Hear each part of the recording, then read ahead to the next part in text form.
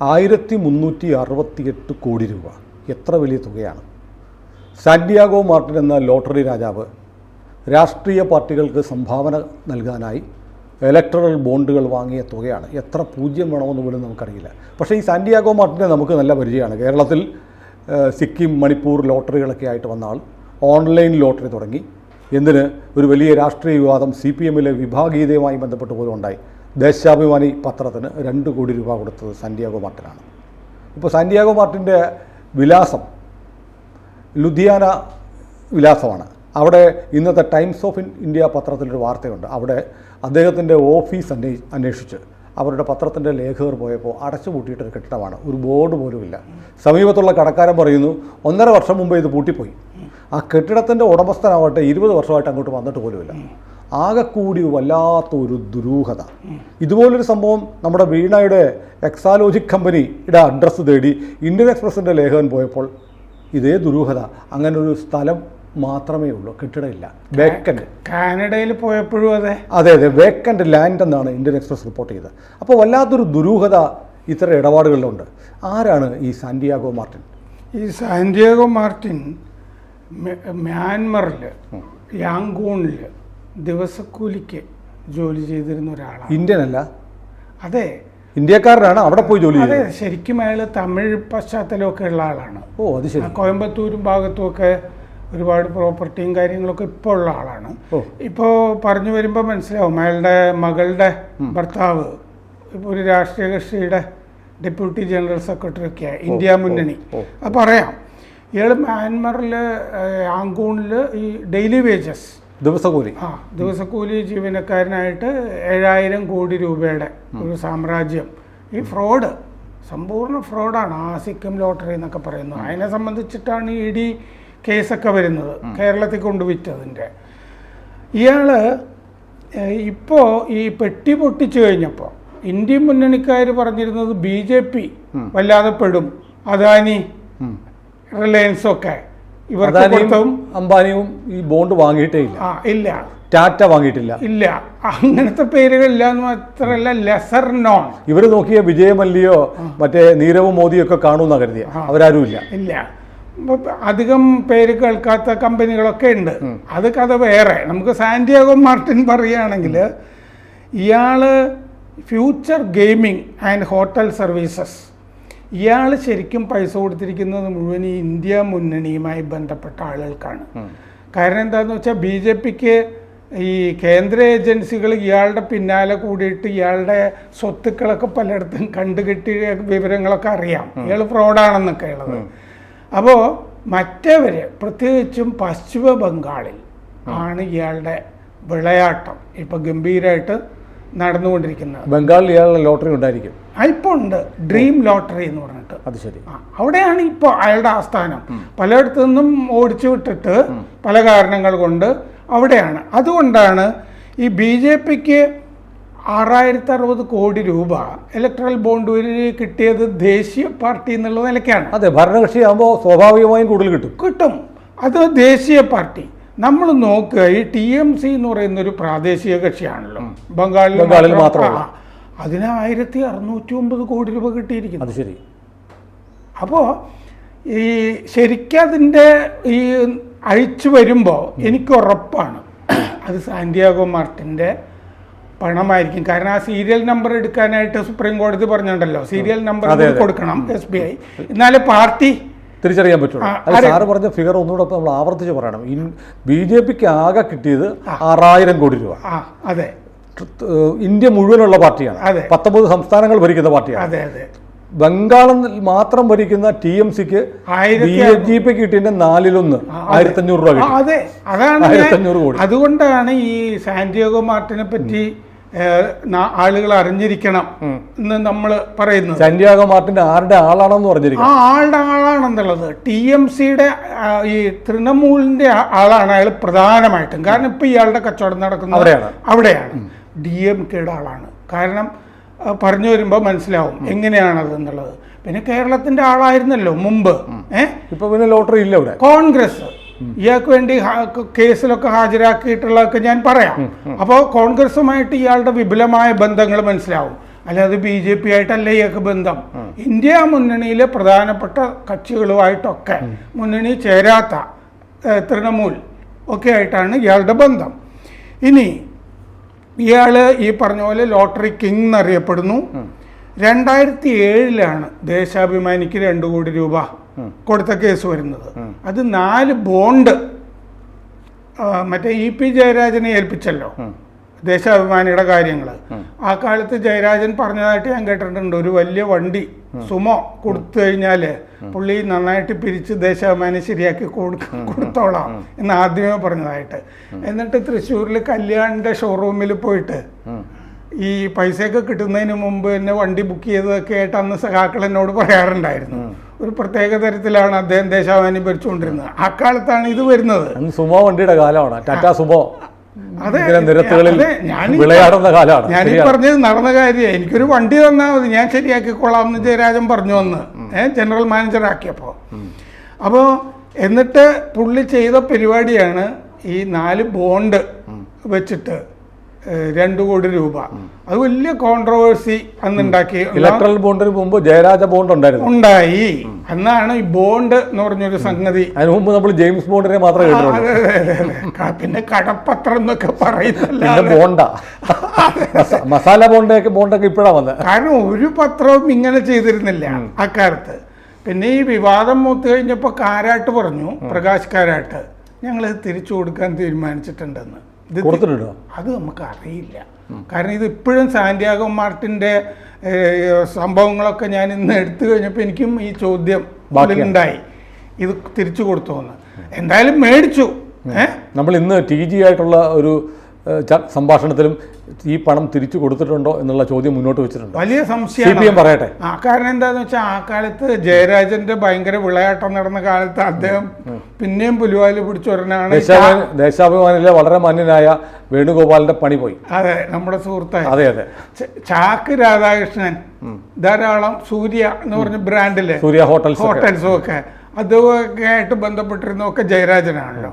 ഇപ്പോഴും പല കോൺട്രവേഴ്സികൾ വേറെയും കിടക്കണം. ഇപ്പോൾ രാജീവ് ചന്ദ്രശേഖറുമായിട്ട് മറ്റേ വൈദേഹം കച്ചവടമൊക്കെ ഇലക്ഷൻ്റെ ഭാഗമായിട്ട് വരികയാണ്. അപ്പോൾ 2000 അത് കഴിഞ്ഞ് CPM ആയിട്ടുള്ള ബന്ധം എന്ന് പറയാവുന്ന 2016 MK ദാമോദരനാണ് അഡ്വക്കേറ്റ് ജനറൽ ED കേസിൽ ഹാജരായത് സാന്റിയാഗോ മാർട്ടിന് വേണ്ടി. ആ സമയത്ത് ദാമോദരൻ അഡ്വക്കേറ്റ് ജനറൽ അല്ല, വക്കീൽ എന്നുള്ള. അതെ അതെ, വക്കീൽ എന്നുള്ള നിലയ്ക്ക് മാർട്ടിന് വേണ്ടി ഹാജരായി.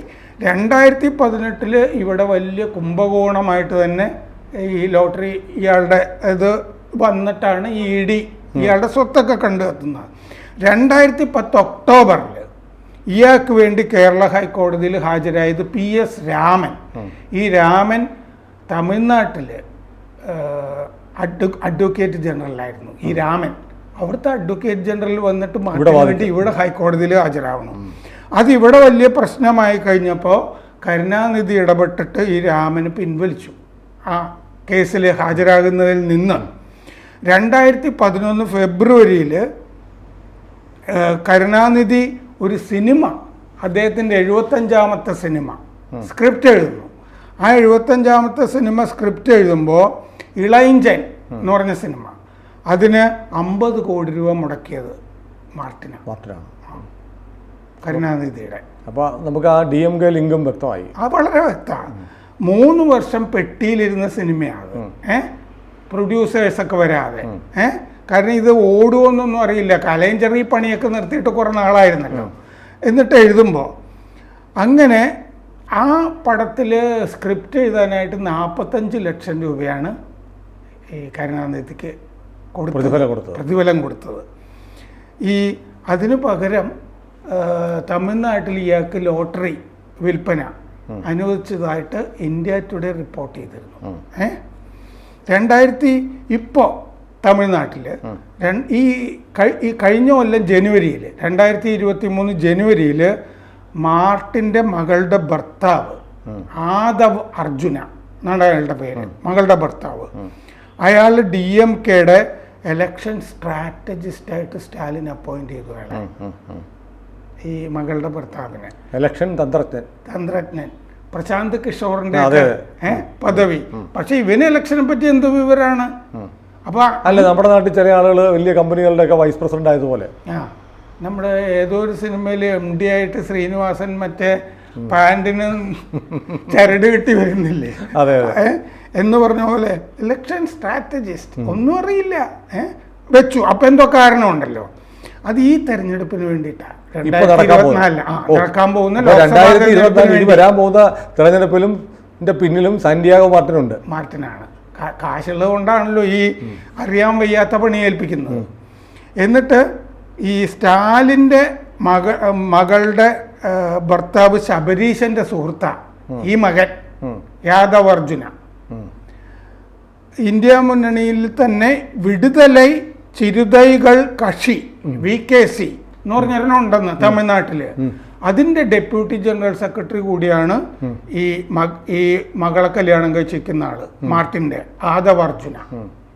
അങ്ങനെയുമുണ്ട് വിശേഷം. കേരള ഹൈക്കോടതിയിൽ മാർട്ടിന് വേണ്ടി അഭിഷേക് മനു സിംഗ്വി, കോൺഗ്രസിന്റെ വക്താവ്, മാർട്ടിന് വേണ്ടി ഹാജരായിട്ടുണ്ട് 2010 സെപ്റ്റംബറിൽ. അന്നിവിടെ ഈ മാർട്ടിൻ ഇവിടെ വിവാദ പുരുഷനായതുകൊണ്ട് വലിയ പ്രക്ഷോഭം വന്നു കഴിഞ്ഞപ്പോൾ അതിൽ നിന്ന് ഇയാൾ പിൻവലിഞ്ഞു. സിംഗ്വിയെ കോൺഗ്രസ് ഭരിക്കുമ്പോഴത്തേക്ക് സർക്കാരിന്റെ നിലപാടിനെതിരെ സിംഗ്വി വന്നു, വലിയ വിവാദമായിരുന്നു. അന്ന് പിൻവലിച്ചു. 2017, 2021 മാർട്ടിൻ GST ആയിട്ട് പശ്ചിമ ബംഗാളിൽ 12,000 കോടി രൂപ അടച്ചിട്ടുണ്ട്. 12,000 കോടി എന്ന് ഒരു ചാനൽ റിപ്പോർട്ട് ചെയ്തിട്ടുണ്ട്. ഇത് വലിയ ഫിഗറാണ്, ഇത് വിശ്വസിക്കാൻ അതാണ് ഈ ബംഗാളിലാണ് വലിയ കച്ചവടം എന്ന് ഞാൻ ആദ്യമേ പറഞ്ഞത്. ഇങ്ങനെ ചെയ്തിട്ടുണ്ടെങ്കിൽ അവിടെ ഈ സിക്കും സാധനമൊക്കെ ഇല്ലേ, ഈ ഫ്രോഡ് സാധനങ്ങൾ കേരളത്തിലൊക്കെ, അതൊക്കെ അവിടെ കച്ചവടം ചെയ്യുന്നുണ്ട്. 12,000 കോടി GST എന്ന് പറഞ്ഞാൽ മൊത്തം തുകയുടെ 18%. 18% 12,000 കോടിയാണെങ്കിൽ ബാക്കി എത്രയായിരിക്കും? TMCയുടെ കംപ്ലീറ്റ് ഫിനാൻഷ്യർ ഇയാളാകുന്ന മട്ടിലാണ് ഈ ഫിഗർ വന്ന് കിടക്കുന്നത്. ഇത് ഒരു ചാനൽ റിപ്പോർട്ട് ചെയ്തതാണ്. ഇന്ന് ഞാൻ നോക്കി അത്. അങ്ങനെയാണ് ഈ ഫിഗർ കണ്ടിട്ടാണ് മൊത്തം വെസ്റ്റ് ബംഗാളിൽ ഇയാളുടെ കച്ചവടം നോക്കുമ്പോൾ ഇപ്പം ഇയാളാണ് അവിടുത്തെ നമ്പർ 1 ഈ ഫണ്ടർ TMCയുടെ. അതുകൊണ്ടാണ് നമ്മൾ നേരത്തെ പറഞ്ഞ പോലെ വലിയ തുക TMCക്ക് കിട്ടിയിരിക്കുന്നതും. ഈ ലോട്ടറിയുടെ പൈസ ആയിരിക്കണം. ഇയാളാ ഇപ്പൊ മറ്റേ സീരിയൽ നമ്പർ വരുമല്ലോ, അപ്പൊ വീണ്ടും പുലിവാല. സാന്റിയാഗോ മാർട്ടിന്റെ ഈ വാർത്ത പുറത്തു വന്നതുകൊണ്ടാണോ ഇന്നലെ എക്സാക്ട്ലി ഞാനത് സംശയിച്ചിരുന്നു. അത് അതിന്റെ ഡീറ്റെയിൽസ് നോക്കുമ്പോൾ ആ സംശയം നമുക്ക് വരും. കാരണം പലരെയും ശാരദാ ചിറ്റ് ഫണ്ട് എന്നൊക്കെ പറഞ്ഞിട്ട് പലരെയും പിടിച്ച്, അല്ല ബംഗാൾ കഥ വേറെ വരുന്നുണ്ട്.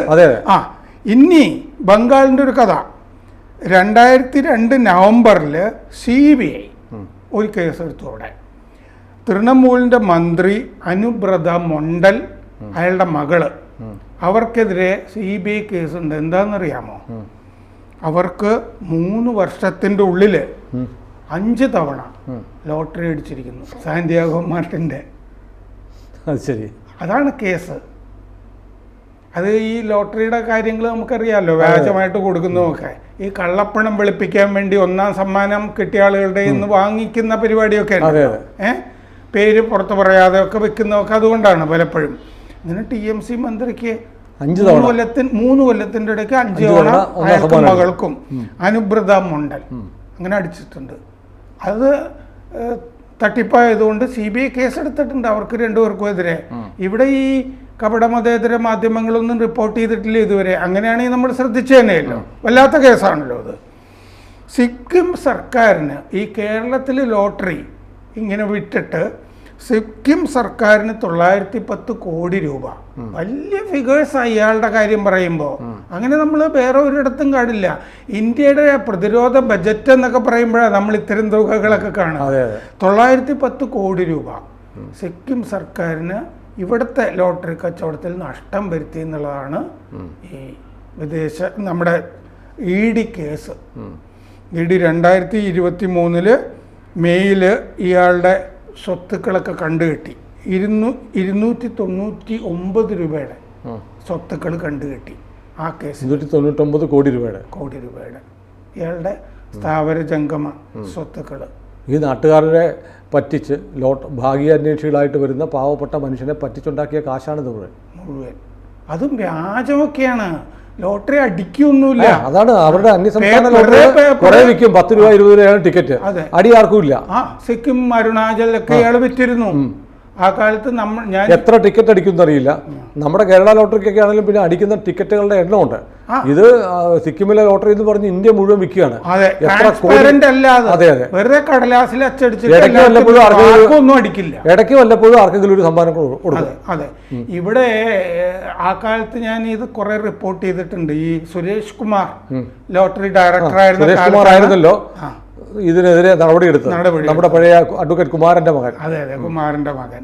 പിന്നെ ഇവിടെ ആ അജിത് ഭാസ്കർ വക്കീലും അതിന്റെ കൂടെ ഉണ്ടായിരുന്നു. ഇവരുമായിട്ട് ഗവൺമെന്റ്. അതെ, ഞാൻ അവരുമായിട്ട് ആ കാലത്ത് സംസാരിക്കാൻ റിപ്പോർട്ട് ചെയ്യുന്നുണ്ടായിരുന്നു. ഇയാൾക്കെതിരെ മുമ്പ് ഞാൻ ജോലി ചെയ്തിരുന്ന പത്രത്തിൽ സാന്റിയാഗോ മാർട്ടിനെതിരെ പരമ്പര ചെയ്യുന്ന കാലത്ത് ചീഫ് എഡിറ്റർക്ക് സിക്കിമിൽ ഹാജരാകാനായിട്ട് നോട്ടീസും വന്നിരുന്നു കോടതിയിൽ നിന്ന്. ഹാജരാകാൻ സിക്കിം ഇതുവരെ കണ്ടിട്ടില്ല എന്ന് അദ്ദേഹം വളരെ ജോവിയലായതുകൊണ്ട് പറയുകയുണ്ടായി. അപ്പോൾ ഇങ്ങനെയാണ് ഇതിൻ്റെ സംഭവം. അപ്പോൾ സുപ്രീം കോടതി സീരിയൽ നമ്പറും കൂടി തരണം. അതെന്താ തരാത്തയോട് ചോദിച്ചു. ഈ ഇതിൻ്റെ ബോണ്ടിൻ്റെ. അപ്പോൾ സീരിയൽ നമ്പർ കിട്ടിക്കഴിഞ്ഞാൽ BJPയുടെ കണക്ക് വരുന്നും വിചാരിച്ചിട്ടാണ് ഇവരൊക്കെ ഈ കുത്തിത്തിരിപ്പുകാര്. അല്ല, CPM ചോദിക്കുന്നുള്ളൂ, വേറെ ആരും ചോദിക്കുന്നില്ല. അതെ, CPM ഈ കുംഭകോണം സംഭവിച്ചു കഴിഞ്ഞപ്പോൾ ദേശാഭിമാനിയിലൊക്കെ കൈപൊള്ളിയുണ്ട്. CPM ബോണ്ട് വഴി ആയിരിക്കത്തില്ല മേടിക്കുന്നത്, നേരിട്ട് മേടിക്കുന്നതായിരിക്കും. മാത്രമല്ല CPM ഇവിടെ മാത്രമല്ലേ ഭരണമുള്ളൂ, ഇവിടെ ലോട്ടറിയും ലോട്ടറി നിരോധിച്ചിരിക്കുക. അയാൾ ഇവിടെ പൈസ കൊടുക്കേണ്ട കാര്യമില്ല. പിന്നെ ബംഗാളില് ആ പാർട്ടി ഇല്ലല്ലോ. അതെ, അവിടെ TMCക്ക് ഇയാൾ കൊടുക്കുന്നുണ്ടല്ലോ വലിയ ലെവലിൽ. കാരണം ഇവിടെ സിക്കിം ലോട്ടറി വിറ്റ പോലെ തന്നെയാണ് അവിടെ ഡ്രീം ലോട്ടറി എന്ന് പറഞ്ഞത് ഇപ്പൊ വിൽക്കുന്നത്. അതെ, ഇപ്പൊ ഇയാളുടെ ഏറ്റവും കൂടുതൽ ലോട്ടറി വിൽപ്പന നടക്കുന്ന സ്ഥലമാണ് ബംഗാൾ. അതാണ് ഇതിൽ നിന്ന് ഇപ്പോൾ ഈ ഇലക്ട്രൽ ബോണ്ട് എന്ന് പറഞ്ഞ് ഇവർ ബഹളം ഉണ്ടാക്കി. ഇപ്പോൾ ഇതെല്ലാം കൂടി സുപ്രീം കോടതി മേടിച്ചു കഴിഞ്ഞപ്പോൾ ഏറ്റവും വലിയ എക്സ്പോഷർ ആയിട്ട് ഞാൻ കാണുന്നത് ഈ കാര്യത്തിൽ ഇനിയും ധാരാളം വരാനുണ്ടെന്നാണ് ഞാൻ കരുതുന്നത്. അത് വരുമ്പോൾ ഈ തുകയൊക്കെ അറിഞ്ഞു കഴിയുമ്പോൾ ഈ ദേശീയ ഏജൻസികൾക്ക് ധാരാളം പണി അവിടെ ഉണ്ടാകുമായിരിക്കും. നമ്മുടെ ഇവിടെ തന്നെ ഇപ്പോൾ NIA HMT കളമശ്ശേരി വളപ്പിൽ പുതിയ ആസ്ഥാനം തുടങ്ങിയിട്ടുണ്ട്. അതിനൊക്കെ കാരണമുണ്ടല്ലോ. വലിയ വളപ്പ് അല്ലേ, 3 ഏക്കർ സ്ഥലം, 3.5 ഏക്കർ സ്ഥലത്തും 8.5 കോടി രൂപയ്ക്ക് വാങ്ങിയ സ്ഥലമാണ്. അതെ അതെ അതെ അതെ. അപ്പൊ അങ്ങനെ ചില സ്ഥലങ്ങളിൽ ഈ പണി ധാരാളമായിട്ട് നടത്താനുണ്ട്. അങ്ങനെ ഒരു സ്ഥലമാണ് പശ്ചിമ ബംഗാൾ. പശ്ചിമ ബംഗാള് ജനാധിപത്യമേ അവിടെ അവിടെ നടക്കുന്നതെന്ന് വളരെ വ്യക്തമാണ്. ഈ ഒരു ഒറ്റ ലോട്ടറി, അങ്ങനെ ചിട്ടി തുടങ്ങിയ മാഫിയകളുടെ കിരാത വാഴ്ച നടക്കുന്ന സ്ഥലമാണ്. അവിടെ ഒരു മന്ത്രിയുടെയും മകളുടെയും കഥ ഇപ്പൊ നമ്മൾ പറഞ്ഞാണല്ലോ. അതെ അതെ, ലോട്ടറി അടിച്ച. ഏതായാലും ഇലക്ട്രൽ ബോണ്ട് വന്നാൽ നരേന്ദ്രമോദിക്കും കേന്ദ്ര സർക്കാരിനും വലിയ തിരിച്ചടിയാവും എന്നാണ് പലരും സ്വപ്നം കണ്ടത്. പക്ഷേ ഇത് ഡീകോഡ് ചെയ്ത് വരുമ്പോൾ ആർക്കാണ് അടി കിട്ടാൻ പോകുന്നത് എന്നത് നമുക്ക് വരും ദിവസങ്ങളിൽ കാണാം. തമിഴ്നാട്ടിലും നമ്മളിപ്പോൾ പറഞ്ഞല്ലോ. അതെ, മറ്റേ ഇയാളുടെ മകളുടെ ഭർത്താവ് DMKയുടെ ഇലക്ഷൻ സ്ട്രാറ്റജിസ്റ്റ്. അതെ അതെ. അപ്പോൾ കൂടുതൽ വിവരങ്ങൾ അപ്പോൾ അവിടെ ഫണ്ട് കൊടുക്കുന്നുണ്ടല്ലോ. കൂടുതൽ വിവരങ്ങൾ വരും ദിവസങ്ങളിൽ നമുക്കറിയാൻ കഴിയും. കൂടുതൽ വാർത്തകളും വിശേഷങ്ങളും നിങ്ങളിലേക്ക് എത്താൻ ABC മലയാളം സബ്സ്ക്രൈബ് ചെയ്യുക, ബെൽ ബട്ടണും അമർത്തുക.